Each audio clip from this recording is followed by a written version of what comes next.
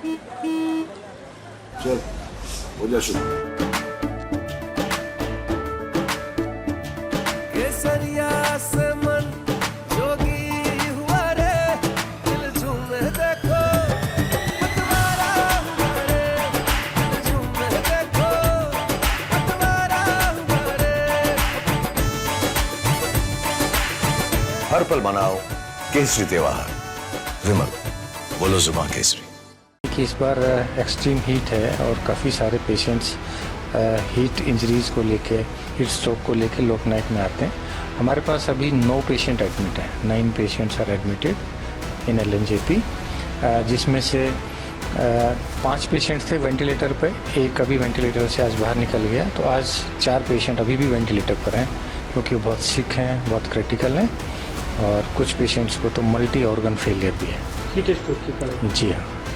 Death cases भी आ रहे हैं, तो अभी क्या आपके हमारे यहाँ पर एक डेथ हुआ है 16 जून को। वो एक कार का मैकेनिक था जो पूरे दिन धूप में काम करता रहा और उसको नाइट में एडमिट किया गया। बहुत हाई ग्रेड टेम्परेचर था, 106, और बेहोशी की हालत में यहाँ लाया गया। उसके बाद उसको हमने ICU में रखा, वेंटिलेटरी सपोर्ट पर रखा, पर उसको हम नहीं बचा पाए क्योंकि उसमें बहुत ज़्यादा देरी से वो पेशेंट हमारे पास। अभी हीट वेव की केसेस ज़्यादा बढ़ रहे हैं, जो हॉस्पिटल्स में भीड़ देखी जा रही है, LNJP की क्या स्थिति है? देखिए, इस बार एक्सट्रीम हीट है और काफ़ी सारे पेशेंट्स हीट इंजरीज़ को लेके, हीट स्ट्रोक को लेके लोकनायक में आते हैं।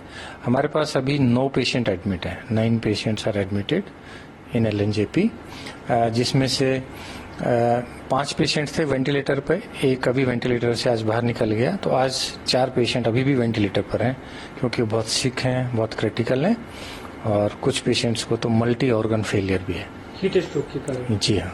जी, डेथ केसेस भी आ रहे हैं, तो अभी क्या आपके हमारे यहाँ पर एक डेथ हुआ है 16 जून को। वो एक कार का मैकेनिक था जो पूरे दिन धूप में काम करता रहा और उसको नाइट में एडमिट किया गया। बहुत हाई ग्रेड टेम्परेचर था, 106, और बेहोशी की हालत में यहाँ लाया गया।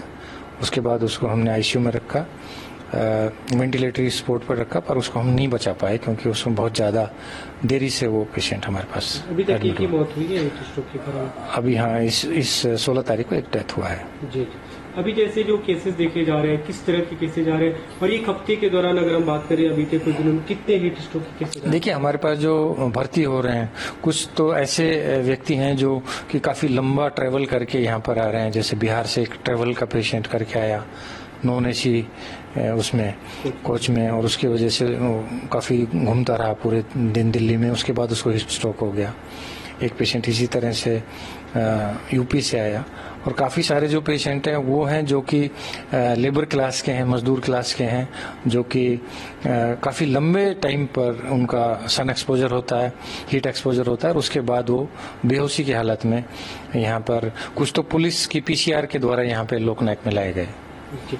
संख्या कितनी है अगर हम संख्या की बात? टोटल एक वीक में हमारे पास 16 पेशेंट एडमिट हुए हैं, और आज हमारे पास 9 पेशेंट्स हैं।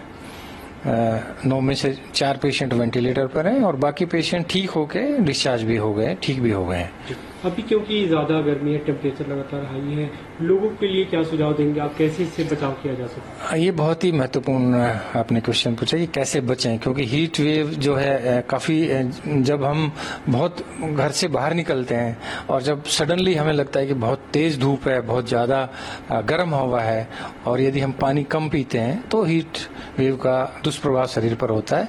और हीट स्ट्रोक हम बाय डेफिनेशन तब कहते हैं जब टेम्परेचर 104 से ज़्यादा, 104 से ज़्यादा बुखार है, बेहोशी की हालत है, सीवियर डिहाइड्रेशन है, और स्किन का जो है बहुत ज़्यादा पानी की कमी हो जाती है, हॉट और ह्यूमिड स्किन होता है, और पेशाब का जो आउटपुट है, यूरिन का आउटपुट है, वो काफ़ी कम हो जाता है, ब्लड प्रेशर लो हो जाता है, तब हम कहते हैं कि इसको हीट स्ट्रोक हो गया।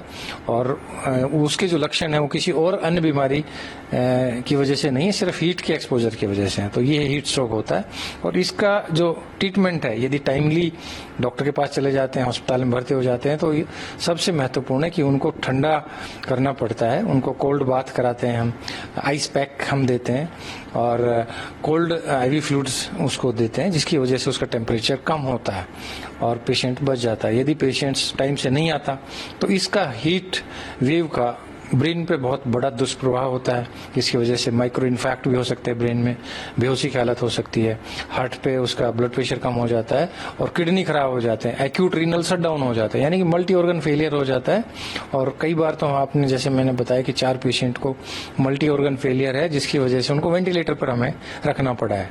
तो ये बहुत एक सीरियस कंडीशन है हीट स्ट्रोक और इससे बचना चाहिए। बचाव के लिए सबसे जरूरी है कि हम छाता का अम्ब्रेला यूज करें, कपड़ा सर पे बांध के रखें और काफी यदि बहुत जरूरी है तभी आप घर से बाहर निकलिए, तेज धूप में घर से बाहर मत निकलिए। खास करके बच्चे और बुजुर्ग 60 साल से ज्यादा हीट स्ट्रोक की चपेट में ज्यादा आते हैं और ज्यादा सिम्टम्स होते हैं और बहुत ज्यादा उनमें पानी की कमी हो जाती है, ब्लड प्रेशर कम हो जाता है।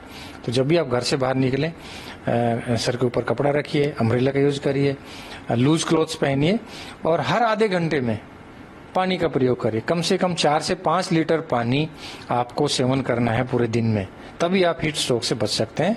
और यदि पॉसिबल हो तो शिकंजी है, नींबू का पानी है, नारियल पानी है, जूस है, इस तरह के आप यदि यूज करेंगे तो आपको हीट स्ट्रोक नहीं होगा। जी, यहाँ पे आपके हॉस्पिटल की बात करें, क्या कुछ व्यवस्था है? देखिए, हमने 5 बेड अलग से रखे हैं, इमरजेंसी में हमने विशेष व्यवस्था की है। हमारा जो स्टाफ है, डॉक्टर्स हैं, नर्सेज हैं, उनको हमने अलग से ट्रेनिंग दी है कि किस तरह से हम पहचानें उनको। यदि किसी को लक्षण है हाई ग्रेड फीवर का और उसका ब्रेन इन्वॉल्वमेंट है, सीजर्स हैं, टेम्परेचर 104 से ज़्यादा है, तो उनको अलग से हम ट्रीट करते हैं।